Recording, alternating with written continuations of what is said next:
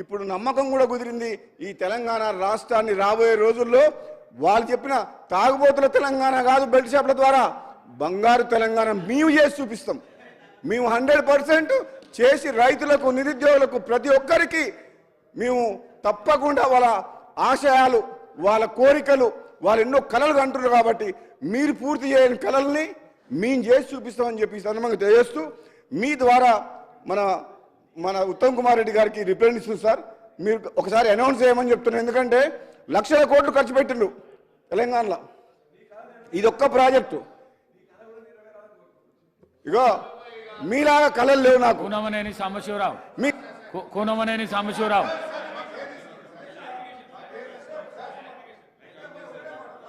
Last అధ్యక్ష, ఒకటే last మాట చెప్తా. నేనేమంటున్నా అధ్యక్ష, వీళ్ళు ఏమనుకుంటుండ్రు, ఒక్క నిమిషం, వీళ్ళు ఏమనుకుంటుండ్రు, 10 ఏళ్ళు పరిపాలించిన వీళ్ళు చేసిన తప్పులు వాళ్ళు సరిదిద్దుకోకపోయినా వాళ్ళ ఆలోచన విధానం మారలేదని మాకు అర్థమైపోయింది. కానీ మీరు అధికారంలోకి ఎట్లా మళ్ళీ రారు, కానీ మిమ్మల్ని మీరు కాపాడుకుంటే కూడా గొప్ప వాళ్ళే. మీరు చేసిన తప్పులతోటి చట్టం తన పని తను చేసుకుంటూ పోతుంది. మిమ్మల్ని కాపాడటం బ్రహ్మదేవుని వల్ల కూడా కాదు. అంటే కొన్ని లక్షల కోట్ల రూపాయలు, వేల కోట్ల రూపాయలు ప్రజాధనం లూటి చేసింది కదా. మీరు అవినీతి కాదు, దోపిడీ చేసిండ్రు మీరు ప్రాజెక్టుల పేరు మీద. కాబట్టి తప్పకుండా మీరు మీ శిక్ష అనుభవిస్తారు.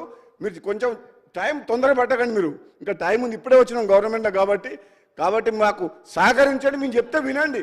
విన్నా కానీ మిమ్మల్ని వదిలిపెట్టే ప్రసక్తే లేదు. మేమైతే వదిలిపెట్టే. థ్యాంక్ యూ అధ్యక్ష, ఇది మీకు పంపిస్తున్నాను. Thank you.